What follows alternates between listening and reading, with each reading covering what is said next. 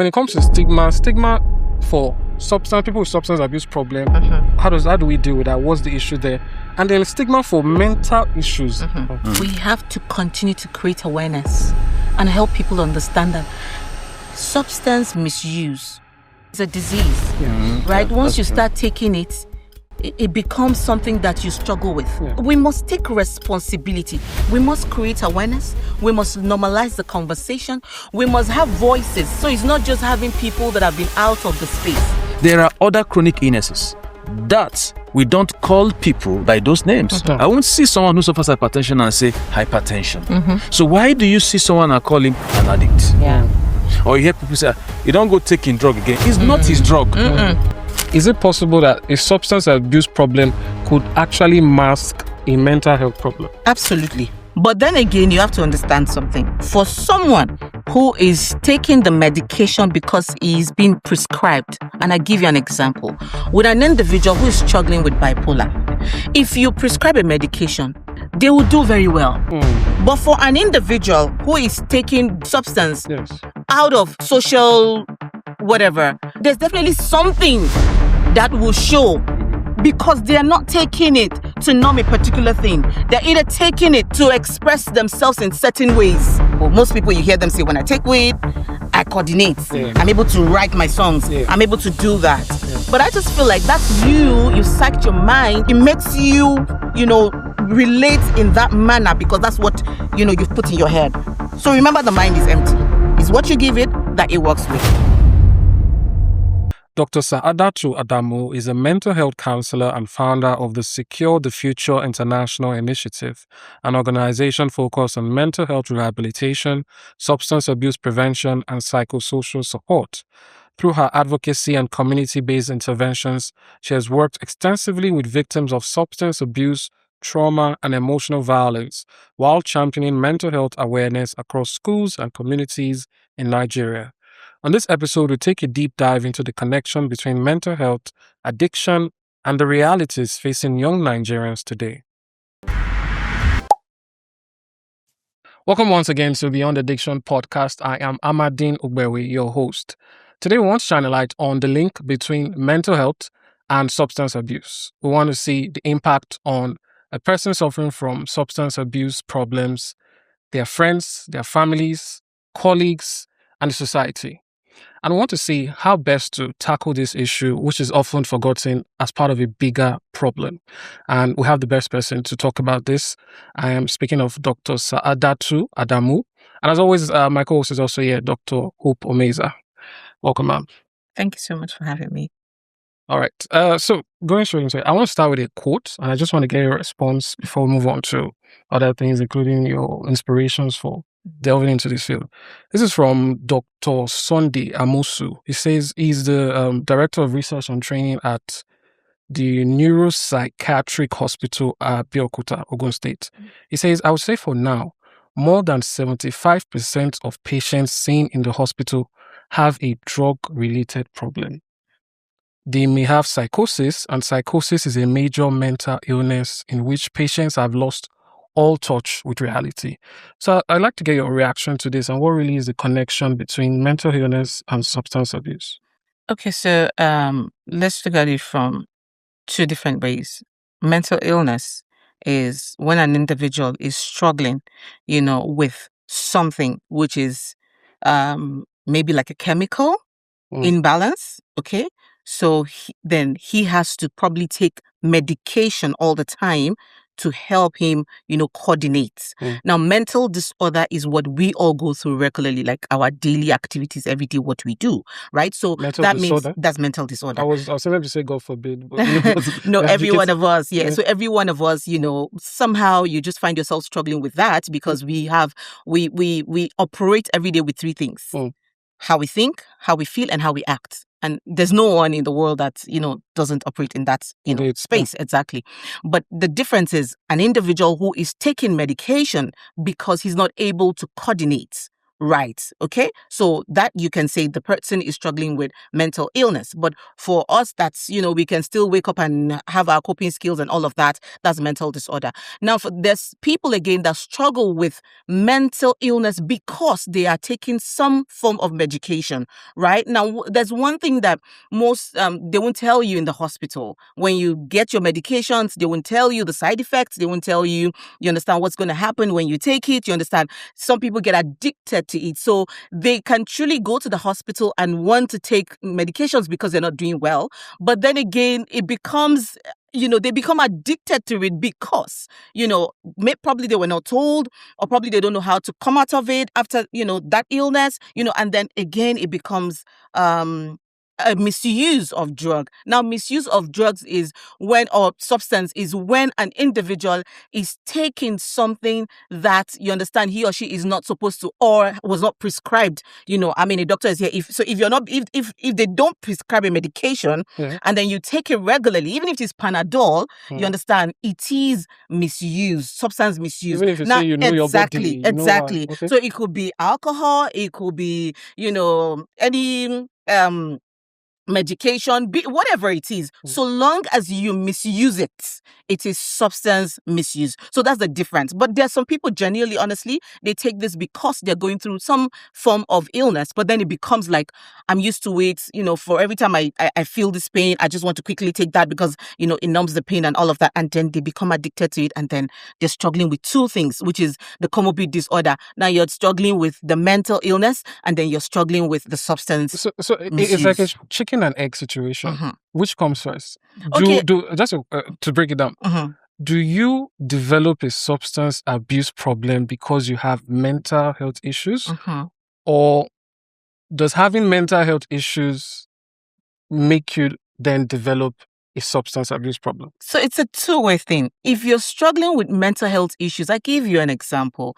If you're struggling with as simple as relationship, as simple as that, you can just find yourself looking for something that will numb the pain whenever you call the girl and she's not available, or whenever there's a little fight, and then you become addicted to it. For some people, it's just the mere fact that, probably they were once diagnosed with depression. Okay. And then they got used to that. When I take it, I sleep well. And then it becomes, so it's a two-way thing. You can find yourself in the space of, I'm not really doing well and I have to take it, or, I'm struggling with mental health issues and then I have to take it, or I am just in a mental health disorder space and then I'm struggling with that and I have to take it. So it's just a two-way thing. It can be either this one or that one. It could be as a result of mental disorder or, the substance now, real prescribed medications becoming, another issue, and then the person is struggling with, Dr. Saad, I have always known that you're a passionate speaker and an advocate in the mental health space and the drug addiction recovery space. But I'm already beginning to have a problem with you because you just said that if the boy calls the girl, Yes. does it mean that it's only the boys that go through heartbreaks? Girls also call the boys. Absolutely. Absolutely. I totally agree with you. So I think I'm crying for a balance. Yes. So that I don't have a mental issue. Yeah, mental health issue. Yes. Because I didn't resort to a substance abuse. Okay. When you know the broken heart. now, Okay. Dr. Saad, I think what Dr. Saad is also trying to say in summary is that, just like you said, the egg and the chick approach or concept, mental illnesses can give rise to drug addiction or drug abuse problems. At the same time, a drug use problem can also lead to mental health issues. As a matter of fact, Dr. Saad has also said in passing that mental health is a spectrum.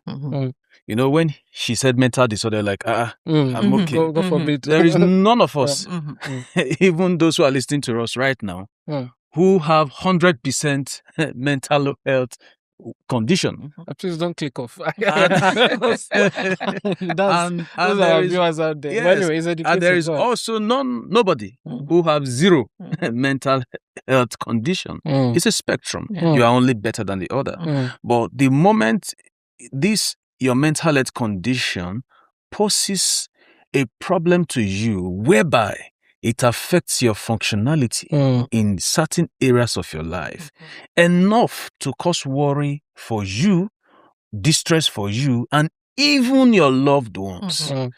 For instance, I have a patient today who told me that why would my brother insist that I must be in treatment when himself abuses substances? But the difference is this. Your brother uses substances, but he's able to go to work. He's married and have children. He's able to cater for the family, his own other siblings, and even you. You are using substances, but you are not able to go to work. You are dropped out of school, and you are behaving violently in the house. That's not to say that it's only people who use drugs that are violent. No, there are people who have problems, psychological issues, anger disorders, intermittent explosive disorders that are bordering on mental illnesses, unfortunately in Africa. And I know Dr. Saad has done so much work. Remember in Transcorp where you autographed one of your book for me, the complete guidance and counseling framework. She autographed that graciously last year in Transcorp at an event with the Ministry of Youth. I'll get my copy after this. Yeah, she will autograph one for you. So to tell you that, you see, it's a spectrum, and individuals must understand why you don't have to wait until you are removing your clothes, because our mentality of someone who has mental illness or psychological disorder is the person who is naked on the street or who has turned on the camera or go live now in the social media space, go live and begin to act inordinately for online viewers to begin to see. So that's not the person who is mentally ill alone. All right. So you see what I'm saying? So we need to begin to change. I'm sure she's going to talk some more on stigma. She's going to touch on that to say that, it's not just people who are having these issues that are mentally unwell. Yes. But Doctor, I don't know if I can quickly ask you something, because I'm sure it's a question. I'm a co-host. I know, no, but you're also a subject matter expert. So we must, Dr. Saad. But we must always get your opinion as well. I'd like to hear yours as well. When you've stated now that any of us could be on different spectrums when it comes to mental disorder. I'm wondering, how can I confirm? Maybe I'm close to when you talked about pulling shirts and I'm not aware. So is there a way for me to find that out? Do I go get a test? Do I speak to people? Is that something you can measure? I think Dr. Sam will say something. Yeah, okay. Let's Yes, so we always say that you have to at least we need to at least be able to identify 5 symptoms before we can say something is wrong somewhere. And 5 symptoms can be as simple as you're not able to sleep well, you're not able to have, just be in the space and have good relationship with people. You're not able to eat well, as simple as that, right? You're not able to enjoy the things that you love to do. So I like to go out, all of a sudden I'm isolating, and then you always irritable, So I'm not going to count so many, but if you have 5 of this and then it's consistent for 2 weeks, we will say something. Yeah, we'll say something is wrong somewhere, and we really need to check if this person is okay and he needs to do something. Yes. And then if you also ask, should you go for assessment and all of that? Absolutely. I mean, it's very important to have at least a clinical, assessment to know that you're doing well. But I'm not saying that, the fact that, everyone is, just hanging somewhere, you understand? So it simply means that you have to. Most of us struggle with one thing or the other. It could be financial, it could be relationship, it could be the economy, it could be, family, it could be dysfunctional parenting, a lot. Do you understand? But we always find a way to at least strike a balance, right? Yeah. So most of us are in that space. So, but if you know that you're really struggling with these 5 things, then you truly need help. And sometimes I always say that, to be honest with you, nobody is going to really, push that, you to get that help as much as you will. Why? Because life is about you.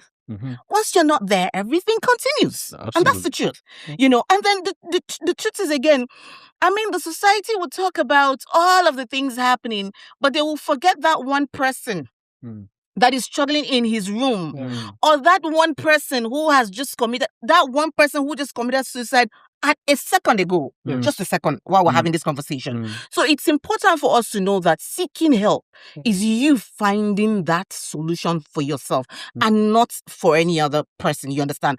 But I'm glad now because there's so much awareness. People are talking about this.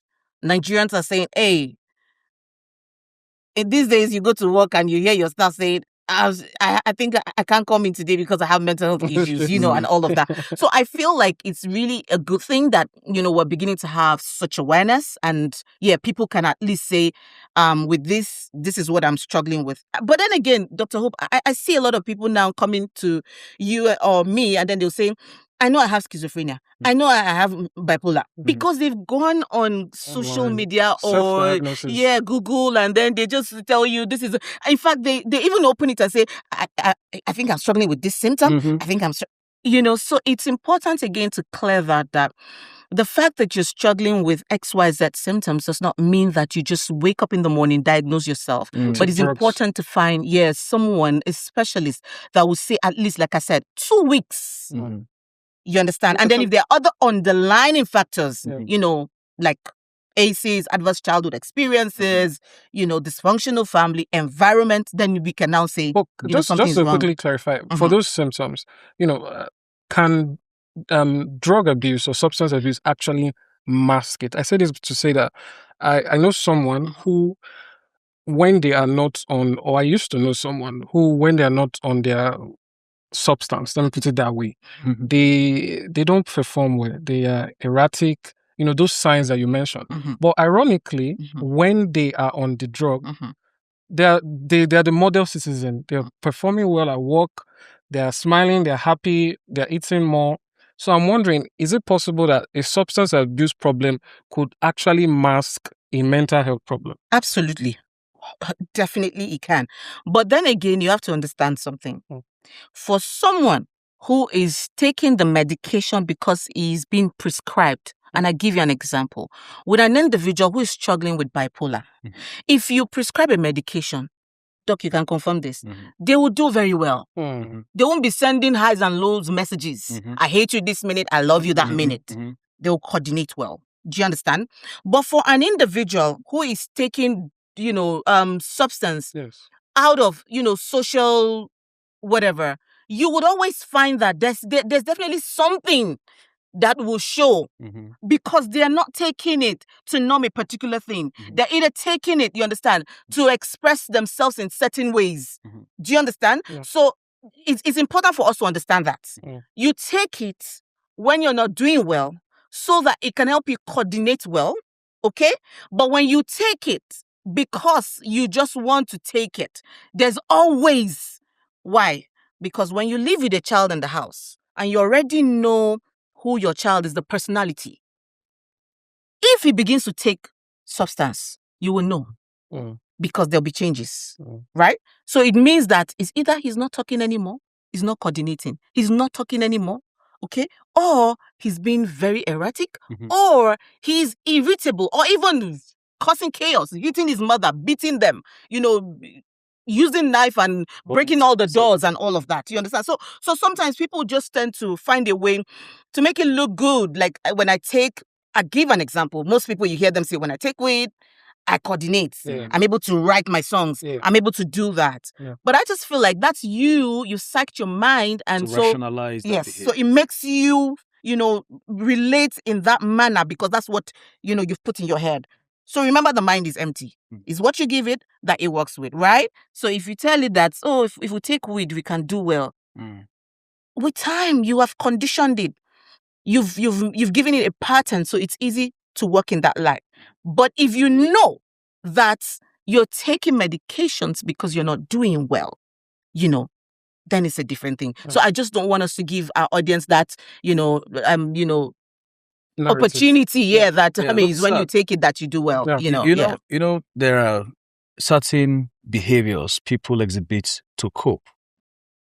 For instance, an individual who abuses a substance knows that this is wrong, but he understands or she understands that they can't help themselves. Now, and they also know how society look at these behaviors. So you see them to try to numb the feeling that their behaviors are not accepted, they may rationalize that behavior. So rationalization is actually a coping skill, which unfortunately is an unhealthy coping skill. Yeah.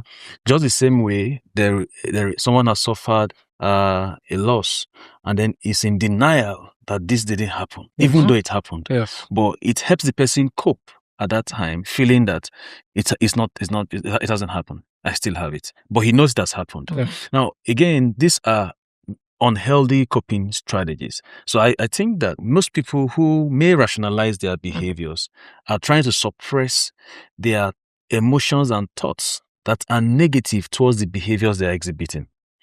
So and then you see them say things like, when I take this particular substance, I'm able to write songs. Now you will see them for 2-3 years. He has written 100 songs, but has not been able to sing one, and even blow with anyone. Right? So you need to. So when they come up with, I'm able to read well. Like Dr. Saad said, there is something about them that is not in line with how they should behave. And if you also check, sometimes in history taken for any patient, you look at it. What is a premorbid behavior? That is, what are his personality, his behavior before it was discovered that he abused a particular substance, or he was seen or observed to have suffered a mental illness. Now, because sometimes the mental illnesses, the symptoms may not manifest in the same way. There are people who have mental illnesses and they are withdrawn. They are just withdrawn to themselves. They don't want to talk to anybody. While for others, they are maybe very aggressive. So we have positive symptoms of schizophrenia and negative symptoms of schizophrenia. So you see, and most times from experience for me, those with negative symptoms are actually more difficult to manage because sometimes it's a bit what? The negative symptoms okay. of those mental illnesses are actually difficult to manage because you just think that they are good. They won't disturb nobody. They are just in their space and they're like, did I disturb you? They are talking nicely. She had me here since morning. Did I say anything? No, but so you won't necessarily bother. Like, he's a quiet guy. But the person who is aggressive, you think is one that has a big problem and attend to him. So you see why that an expert should assess. And again, like Dr. Saad said, it's not that people should sit down at home, attend school on Google, and come and diagnose themselves. Even as an expert, you are also careful with how you label diagnosis. Because there are guidelines for labeling, making diagnosis. We have different classifications before you can say somebody has this. And she mentioned one. There are durations that are given for each particular mental illnesses, before you say, okay, it's been for 2 weeks, for 3 weeks, for this period of time, and this person. So people just wake up and say, I think I'm depressed. Or you see somebody and say, you are a madman. Now the person can actually sue you. Because you're not an expert. You've not taken history to know or observe behaviors for a pattern of and for a duration of time to establish, that this person have this diagnosis, or you can make diagnosis about this person. So you see, in as much as we want people to be aware of their mental health, it's not for us to label people you just see around you who behave in ways you are not acceptable to, and just say, oh, you have anger problem. You have mental illness. So you should go to SDF rehab. You understand? Yes. I think ironically, the question we asked before, if one can lead to the other.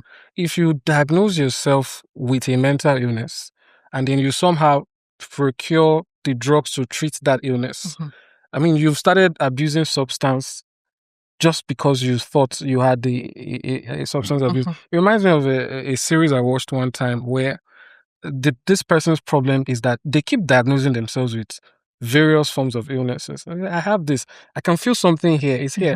Till the doctor says, wait, I think your problem is actually that a psychological one, wherein your problem is that you diagnose yourself with things you don't have. And then he said, what's the drug for that? And he was excited to get treated for that. But moving on, let's actually talk about rehabilitation now.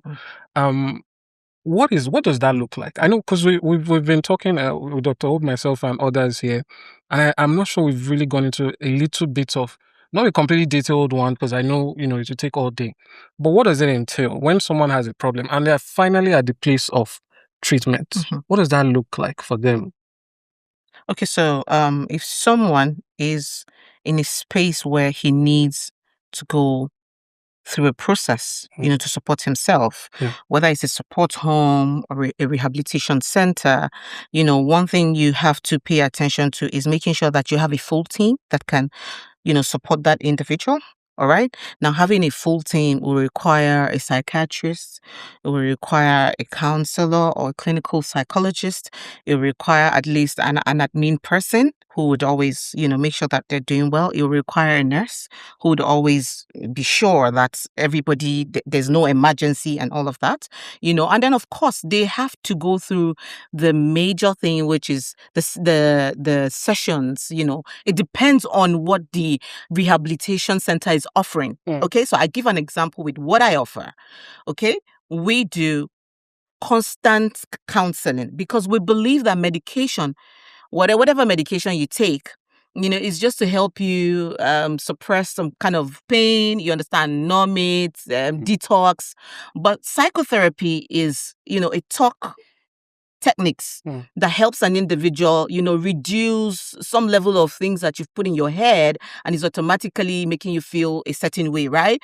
It's also to help you go through the process of coming out of wherever you are, okay? So that means there's a need for a psychotherapist to always, interface with that person regularly. And I always say to the people, because most times when parents bring their children, they'll probably have a conversation with them and they'll say, don't worry. When you get there, it's just a month, or 2 weeks, just to detox you and all of that. But the mental detox is very important because you can detox the person because you want the drugs out of the system. But then how do you also get them to a point where they understand that they have to, look at the damages that they've caused their family, the society, themselves, look at where they are, you understand, and what they can do to understand, to cope. Because the fact that they're in a rehabilitation center does not mean that they're going to come out clean and then there won't be that thing called the relapse. They would, the relapse is one thing that we're taught to always, see as one of the things that will happen, so don't say, oh, but I've been to rehab like 5 times, or I was there for like 1 year, 3 months, and then, relapse is normal, right?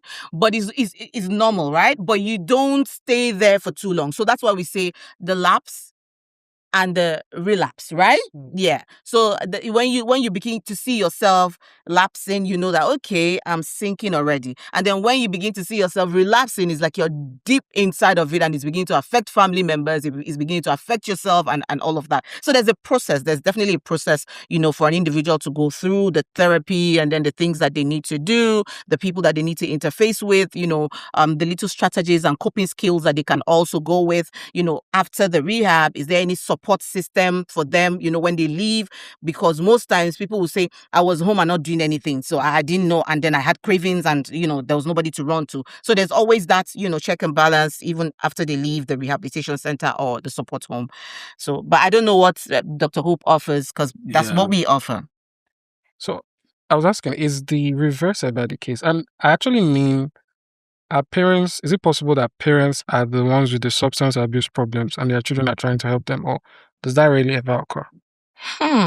Okay, so there are a few parents. I remember someone called from a particular state and said, you need to help my mom. Okay, so I know that there are parents like that. But in rare cases, we most times have the children and not really the parents, right? But then we can't rule that out completely because we still have parents that are in that space and really struggling, even though they don't want to come out because society will always, I remember one, banker. Of course, I want to say that banker is a parent, right? So if the banker is doing that and the children are asking for help, so yeah, there are people like that, but in rare cases, right? Yeah, of course. But it's actually also very common if it is about parents, except you're referring to elderly individuals. All right. So if it's about parents, we've had individuals who have children, married, and have substance use disorders, right? And they are in treatment. Some were brought in by wives, some were brought in, of course, in consent by their family members, all right, who probably have suffered these problems for a long time.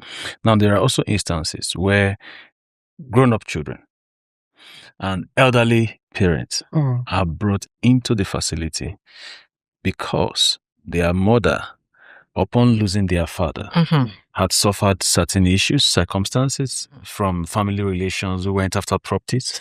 These are real life issues happening in Nigeria. We've had several patients that were brought in by their children. Why? They lost their dad some years ago, and the families of the dad came in and grabbed things that were belonging to the man, left nothing for them. And the woman would be like, oh, these were things we suffered for together. Now we don't have them for even our own basic needs.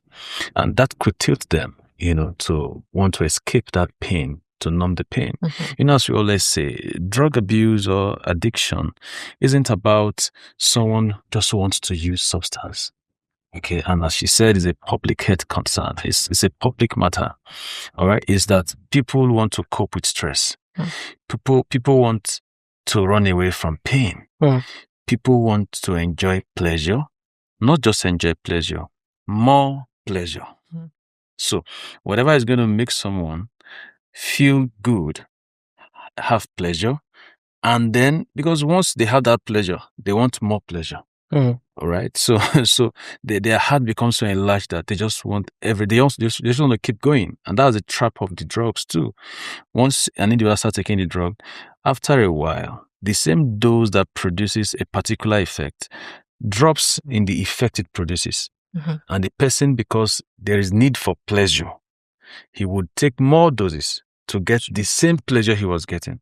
And then, of course, if he now has a quest or she has a quest for more pleasure, she will take more and even other substances to accentuate the feelings she has. So you see people combining different substances and using. You see young people innovating now into non-conventional substances. You hear people going into graveyards, exhuming bodies and picking bones because of the high sulfuric, acid in those, bones buried, and then sniffing and grinding the bones to smoke. We hear about people who are using gray hair, combining with marijuana and smoking them. You hear people, of course, opening pits, the covers of sockaway pits in homes to inhale the fumes. You hear of glues and all of those things. Okay, that we're even scared to mention them so that people don't try experimenting with them. But this is already in public knowledge, right? So these are the things. So it's the quest for pleasure. And so Dr. Saad is one who had a background in interior design and filming, right? And then something, I think, for me must have happened, or she must have seen something that made it impossible for her to look away and then decide to focus on mental health. I don't know. I think I want to hear what is it that would have prompted Dr. Saad, because she has gone ahead to she has a multifaceted approach to this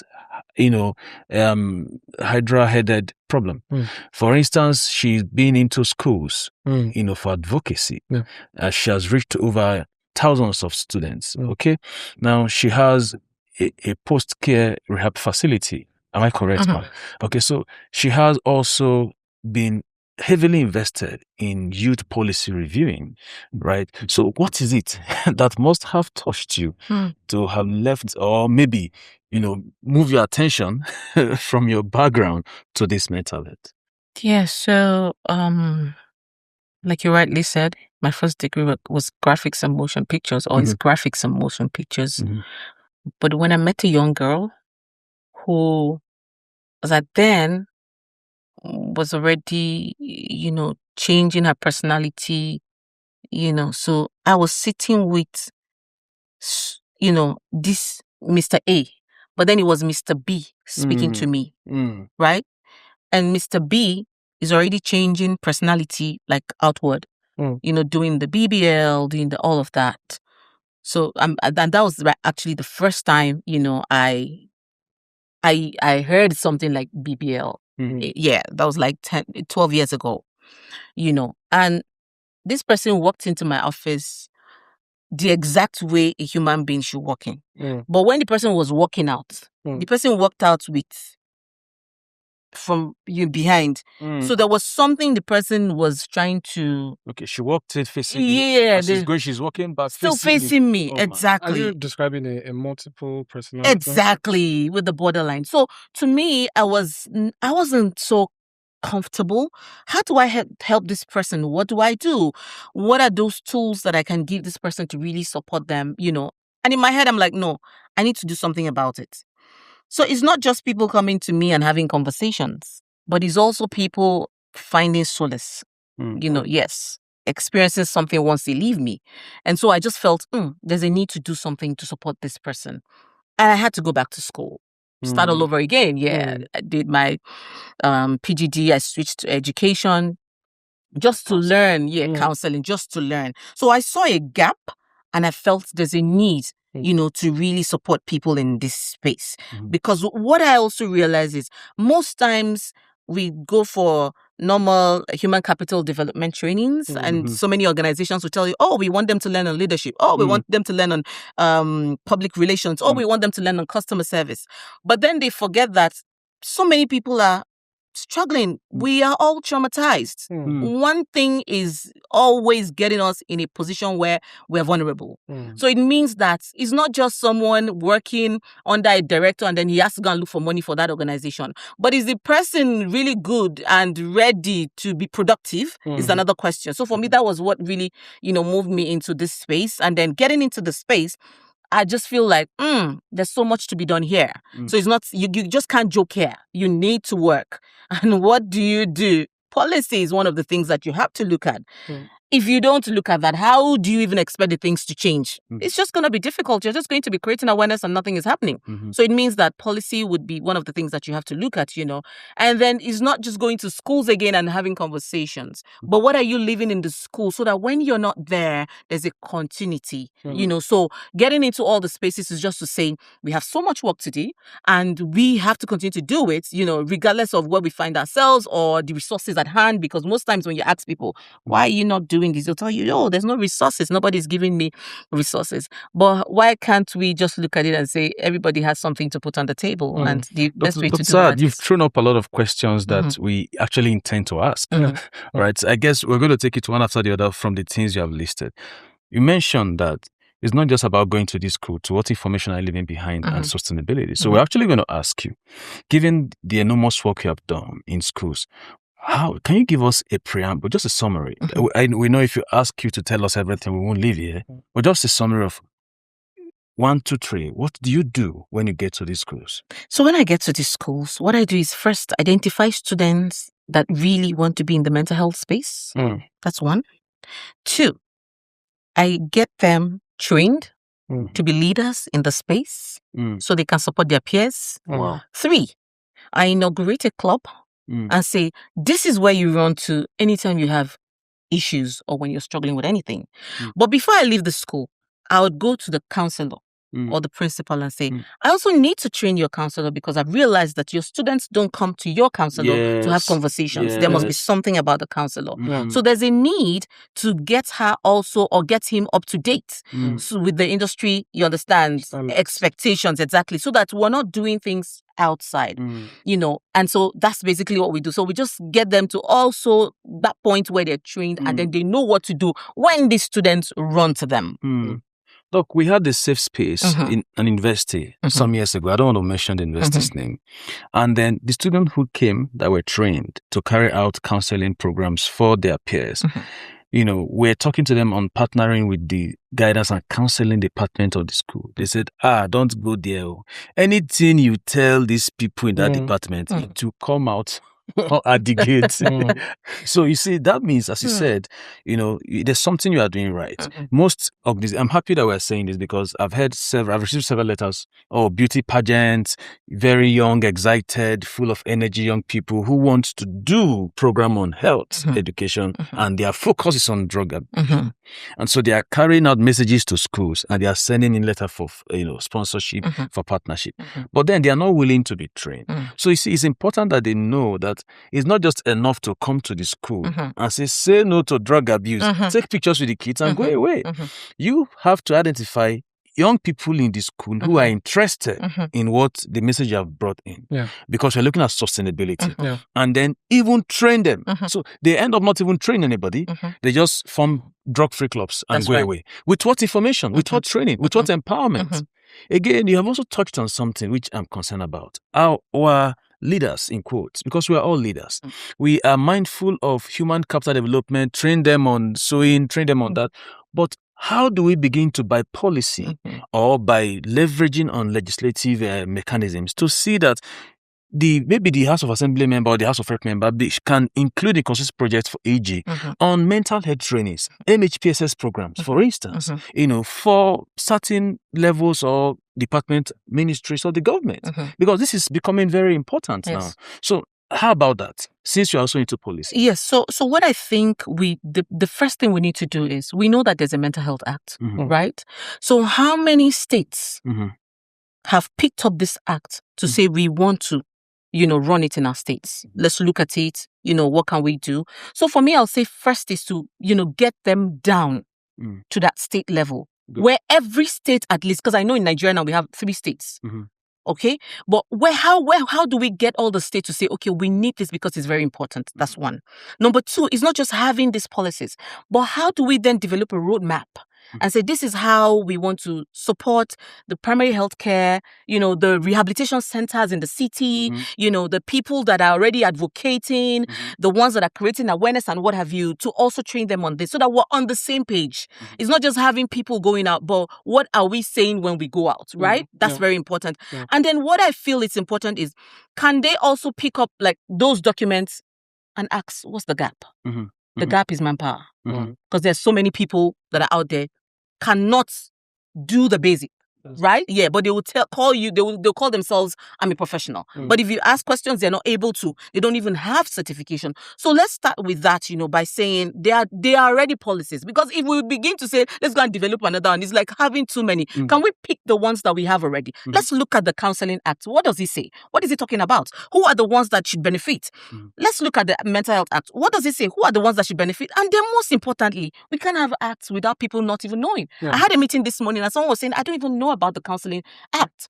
So it means that the orientation agency should know the kind of things to pick and share with the public so that we have conversations and people know where to run to, right? And then we also need to get to a point where at least they create some level of comfort in our spaces where insurance organizations know that, oh, this is a public issue, and then it means that it has to be part of the listed, so that everybody is. So it's just a whole lot. It's not by just signing an act, assenting it, and then everybody just take it and that's it. But can the National Assembly also follow up and make sure that the states pick up this and run Doctor, it? Are there any parts, just a quick one, perhaps, that you want people to know about that perhaps they're not even aware of, about the act? I mean, that maybe protects them, or so if there is a Mental Health Act, right? Was signed 2023. Okay, so it's important. It's online. That means you can Google it. You can find what protects you as a Nigerian citizen. There is the Counseling Act, which is the CPCN Act. It was signed in 2022. There is a need for people to go online. It's online. All of these things are online. We can check them out, you understand, and see what area. And then I know that there's also the Child's Rights Act, right? Protection Act. So that we see, if you're talking about a young child, what do you do? How do you merge these two and see, where to go to, and you can, quickly support yourself. But I will say that it's important for Nigerians to always understand that reading is important. You have to research and all of these things. Otherwise, we'll have them not do anything with them. We'll wake up after 35 years. We'll say we want to do a review. Review on what? What have we done? But that's like a very cultural issue, which leads us to a very important part of the conversation, which Dr. Hope already mentioned a little, issue of stigma. Now, initially, this question was meant to be based on the stigma that persons who have substance abuse, I've educated myself. Previously, I might have said addict, or I might have said, that's not very, and I understand that's not the way. So when it comes to stigma, how does this play a role? And initially, like I said, it was just to be for persons with substance abuse. But I thought about something you said in the course of our conversation here. Say my girlfriend breaks my heart, and I call the office and I say, I'm not feeling too well today, and I think I want to have some time, to get my head in space. And people go online and say, all this Gen Z stuff, what is all this, So I'm wondering, when it comes to stigma for people with substance abuse problem, how do we deal with that? What's the issue there? And then stigma for mental issues, because for instance, if somebody is having a mental health problem or disorder and they are seeking help, and you say, we're Nigerians, the other day somebody said we have a gene that makes us happier than other people. I don't know if there's any proof of that. So when people belittle your mental health challenges, which could then drive you to substance abuse, or you are a recovering person with substance abuse problem and there's a stigma attached to you, people don't let you near important stuff. How do all of this play? Honestly speaking, one of the ways is what we're doing today. We have to continue to create awareness and help people understand that substance misuse, as the researchers will say, or Dr. Hope will say, it's a disease, right? Once you start taking it, it becomes something that you struggle with, right? Then mental health issues, whether illness or disorder, it's just something that we just can't run away from, right? We must take responsibility. We must create awareness. We must normalize the conversation. We must have voices. So it's not just having people that have been out of the space. But what are you also doing to create awareness and tell that one person that I went through this and this is who I am today and I'm doing well and I can go out and share my experiences. Like in my space, what we do is we try to get people that have experienced this and are clean now, and are doing extremely well. You understand? Willing to share their stories so that when you see them, you know that, oh, wow, if I live here, I can also do that. You understand? So it's important to have lived experience people share their stories so that others are not afraid of coming out. But most importantly, we must normalize the conversation. It's normal. It's normal. Everybody's going through one thing or the other. The reason why that person started doing substance is because he was depressed or because somebody made him feel a certain way or his mother didn't. As simple as that. And we must get to that point so that people can also be aware that you need to regulate your emotions so that you don't find yourself in that space. People have to be aware that the fact that your friend is doing it, like Dr. Hope mentioned a lot of reasons why people do it, that the fact you're in this room and your friend is doing it, you can walk away. You don't have to prove them that me too, I'm good, I can do. Because that's the reason why a lot of people do it. You don't have to pass that street and see people running to you and you say, I want to try it. There are ways, but until we have conversations like this, a lot of people will not know what to do. So I will say for me, there's nothing as bigger than awareness, and having lived experience people share their stories so that people know that they can be ambassadors and talk about their stories. That's sad. I really feel that we have a lot to do. I won't mention names again. Someone very up there in Nigerian language, called me and said, Doc, in the last couple of weeks, about 2 weeks, I've given your number to at least 10 people. This was about, I think, 2 years ago. At least 10 people. Has anyone called you? I said, no. I said, this is what you are saying? That some men, big men in quotes, would prefer to have their children in their homes, lock them up. Yes. Okay? Than bring them to a medical rehab, drug rehab facility. Why? Because of the stigma. They are scared that it shouldn't go out, that their child, are seen in a rehab center. Now we must begin to understand, like Doctor said, we must normalize this conversation. And I keep saying that drug addiction is a chronic illness. Yes. There is a chronicity that you must mention about an addiction. That's one. It's one of the first C. And is a brain disease. So which other disease can you easily think about that is chronic? Hypertension. In fact, diabetes. In fact, malaria. Simple as malaria. because we have malaria all the time. We're in the tropics. This is Nigeria. This is Africa. Right? So do people now look at you, for instance, and call you Mr. Malaria because you had malaria? So let's take it out. If you tried malaria 4 months ago, you have it again this month. So let's say that you have relapsed, right? Let's say you have relapsed. Because even although in drug addiction, you are in recovery, you never fully recover from drug addiction till you die. It's a lifetime journey. That's right. Parents, families, sufferers must understand this, that the day you start using a substance, unfortunately becomes an addiction for you and you decide to check yourself or seek help, any form of help at whatever level, and you start the journey of sobriety, it's a lifetime journey because every day that you wake up, you are faced with a choice to make. The choice not to use, the choice to overcome, the choice to keep winning each day at a time, right? Now, so if this is the case, there are other chronic illnesses that we don't call people by those names. I won't see someone who suffers hypertension and say hypertension. So why do you see someone and call him an addict? Yeah. Or you hear people say, you don't go taking drug again. It's not his drug. It's not his drug. Yeah. He has not just gone to take his drug. In fact, you mentioned it here on this podcast that when they take their substance, that is a matter. I forgive you for that. Yeah. And Dr. Sa'ad forgive you for that. Absolutely. All right. So it's not their substance. Many people out there just think that these young people or these individuals who suffer addiction are intentionally using and doing or manifest those behaviors. No. There is nobody in their right sense that wants to be a problem to anybody. Absolutely. Right? Now, so this is the thing. There is chronicity, is a brain disease. The chronic illnesses, other ones I mentioned, you can trace it to the organs they affect. Hypertension, your heart and blood vessels, right? Diabetes, your pancreas, and even the liver sometimes, right? And many other chronic illnesses you can mention that you can trace to organs. Now, the same thing for drug addiction. You can trace it is a brain disease.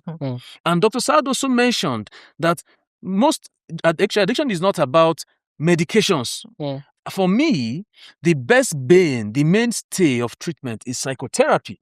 Yes, we have psychiatrists, we have medical doctors in the facilities, but it's not about giving the patient medications to take. People call me and say, you say you flush the system. You don't flush the system of someone suffering a mental illness. You can't flush his brain. Yeah.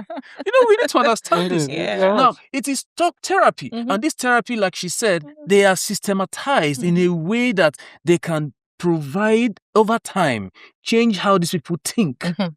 Okay, about a particular way, empower them with tools, psychological tools that they can help them solve problems, manage stress, become assertive, become confident. I have patients who, for the first time they used substance was because somebody said, "Oh, you can't talk to this girl," and he was feeling less, and so he took substance so that he can go and talk to the girl. Another person, just Dr. Sa'ad mentioned that someone is using does not mean you want to try it and use. Right? And again, you see, I keep making reference to what Dr. Sa'ad is saying. She's an encyclopedia of drug addiction and mental health and what have you. Again, she mentioned something that would make me say this. It's not everybody that uses substance that eventually gets to the point of an addiction. Scientifically, only 10 to 15% of people who use a particular substance will have a problem with stopping that substance. That's right. What does it mean? It means that you have about 85 people, 85 or 90, that will use it and walk away when they want to walk away, and use to the dose they want to use, and save money despite using, invest money despite using, have a functional family, have a functional career and job. Now, but look at it. Nobody tells you. You yourself will not know whether you be 15% or 10% that will have problem with it, which is why you don't even go trying. Now, because our biological makeup differs. Some days ago, I was educating a patient relation, how that drug addiction has implicated genetic makeups. Your genes play roles in whether or not you could be addicted to a substance. You don't know what your genes are. And so in medicine or public health, there are also called modifiable factors and non-modifiable factors. Simply, factors you can modify, you can change, you can tweak around. Factors you cannot tweak around. You can't change your gene. You can't modify your gene. Do you understand? You can't modify the fact that you are a black man. That's right. Right? Because there are illnesses that are commoner in black races. Right? So you can't modify the fact that you are a boy or that you are a girl. That's right. Why did I mention gender in this? Not to stigmatize any gender. But again, the time a lady starts using a particular substance, if it is the same time with when a guy starts using, they have the same age, the same dose, the same substance, the same frequency, it will take a shorter time for the girl to need intervention than the time the boy will need intervention to stop using. That time range is called telescoping, and it is shorter in women than in men. Why? Biologic makeup. Did they choose to be girls? No. Did they choose to be boys? No. But unfortunately, because of your different hormones that will shoot up, shoot down in the course of the monthly cycle, there are times that if you use that substance, you feel the highness more. And then it accentuates that feeling, and it embodies the behavior. It reinforces the behavior. Are you seeing that now? It's very enlightening. So it's a whole lot. So are you going to, do we talk about one group of people who use substance that makes me tears most time? people who suffer sickle cell disease, who are always in painful crisis. That's right. Dr. Saad, how do you manage someone who has a physical illness every time she's in pain and she was prescribed a medication to help cope with the pain, and now she's hooked on that medication? Do you blame the person? Do you stigmatize the person for being addicted? And let me tell you, physical pain is as real as psychological pain. That's So right. that you don't say, oh, at least this one is a physical pain. The person who has depression, it is real until you are in that position. Pain is pain. The person who lost a child is in pain, and that pain is as real as the physical pain you are seeing. For instance, in medicine, in psychology, there's what we call psychosomatic disorders. That's right. Dr. Saad. Now, what does that simply mean? It means that you can have some psyche problems that will manifest as physical symptoms in your body. Yes. You run all manner of tests, nothing is seen. Yes. But you are having chest pain, your heart is burning, you are having hypertension. And it's all in your mind. I'll give you an instance. A man came to the hospital some years ago when I was still a general practitioner, and it was a weekend. He said, Dr. Hope, I have a problem. I've been on antihypertensives for years now. But when it is weekend, my BP is normal. Weekdays, when they check in the office, it's high. Yeah. I just want to say, take your medication very well, then rest. He said, Dr. Hope, there's a reason why I asked to see you. Then I relax, I say, what is the problem? He said, he doesn't know. Once he gets to the office and they check, I said, is there somebody in your office you don't like? Psyche. Yeah. He said, nobody. I want to consign me. I said, look at it very well. Is there somebody? He said, now one year get Jerry. She came in through the back door, and then she doesn't know the job. She's not willing to learn. So he will end up doing the guesswork, and the girl is not appreciative, is not respectful, because of course he's with the boss now. And so whenever he enters the office, he's not happy. So, and they check BP. BP is high. But weekends, he's at home now. When they check BP, he's relaxed, he's stable. Despite taking medication, weekdays it is high. Now I said, you have to help yourself now. Forgiveness. Forgiveness. Now, so forgiveness is part of therapy. There are group therapy sessions you have with people, and it's forgiveness. The topic is forgiveness. Therapy is not one big thing. Yes, you need experts, people with certificate, to carry so that it is well conducted. But it is talk. Psychotherapy is talk therapy. Sorry, Doctor, just for the sake of time, because we're moving into therapy proper now. So, but the conversation on stigma so far is been really enlightening, especially when you lead side by side other diseases, because people think, no, hypertension, that's serious. Not this one. This one is just choose to stop. So I'm just wondering, imagine I had malaria and I was stigmatized for it. I'd be gone by now because there's no hope for me. But I think that's why we'll end here and then we'll move to therapy. Now, moving on to the issue of therapy and its effectiveness. I had a conversation the other day, and a respected person told me, forget about therapy. It's only for white people. It doesn't work for Africans. We need something else. And I just wanted to help us debunk or confirm that, if that's the case. And then the issue of the kinds of therapy, we've heard of, I once saw a study or an argument being made that people respond to different kinds of therapy. They say, men are more active, they want to do. And that if you take a man on an exercise, make him work out, move around, it might give more effect than perhaps a woman who would really love to have a one-on-one conversation and unburden herself. I want to know, is there any truth to that? Do different types of therapy? I've heard of culinary therapy. I've heard of psychodrama, where people play roles, within the therapy. So just tell us about all of that, the effectiveness of it. Yes. So if anyone says that therapy only works for the Western world, I think that person hasn't really experienced or encountered like a serious thing, and his whole life depends on that one person that he goes to every day and have conversations with. So yes, I have so many Nigerians in Nigeria, outside Nigeria, that reach out to me on a regular basis, and we have sessions, and you see their life progressing, like they're doing extremely well because they're able to put one or two things together, right? So I won't say that therapy is just for white people. No, that's not true. That's a lie. That's one. Two. Thank you for debunking. Yeah, that's a lie. And then two, if you talk about techniques, there are different techniques, and it's not one size fits all. You can find an individual who you just do your CBT, which is cognitive behavioral therapy with, and the person is doing well, regardless of whatever he's struggling with, right?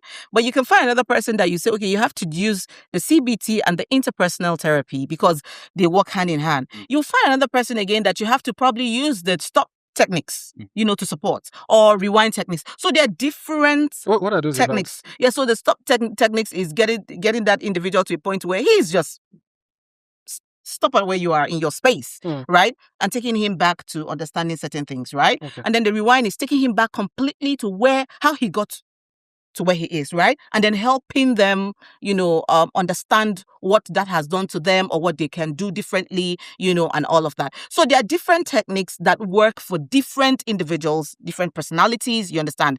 And then there are different techniques that work for certain things. So for an individual who is struggling with bipolar, you know what to do with the person, right? You have to give them medication, 100%. And then you go with the psychotherapy.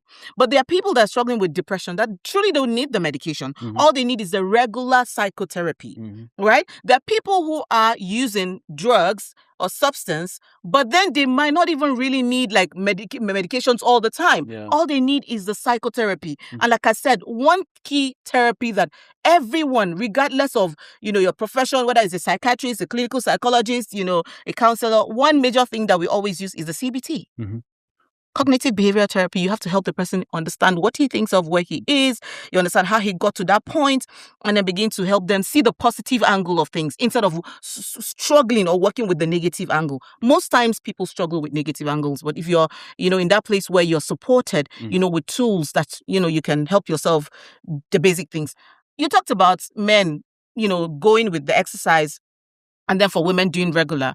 Exercise is part of the things that we recommend for everybody, not just men. So whether a man or a woman, exercise is very important, right? The normal breathing exercise, okay? So the regular physical exercise, the breathing exercise, is it the journaling? Is it the, dance like you mentioned? Is it the drama? What excites you the most? Whether it's the culinary, you understand? Whatever it is that you love to do that would at least get you out of that space, to support you is important. But to crown it all, research has said that medication works only 30%. Psychotherapy, 70%. So you can't do without it. And it depends on that individual, what will work for him. And then you can now, at least get it to a point where you are tailoring whatever it is, on that individual and not just using the one size fits all for everyone. It's not. It's for individuals and then, what... I'm just also wondering if some of this can be what people identify themselves. Like there are people who use their partners as unburdening tools, for instance, the person you mentioned who has a problem with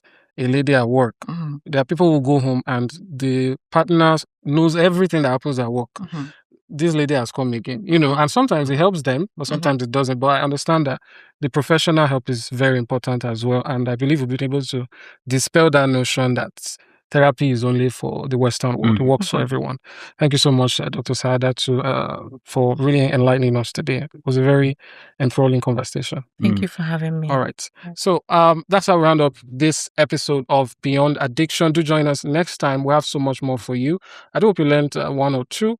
And before we come to you again, I would like you to help us like, share, subscribe. I'll be here once again for much more.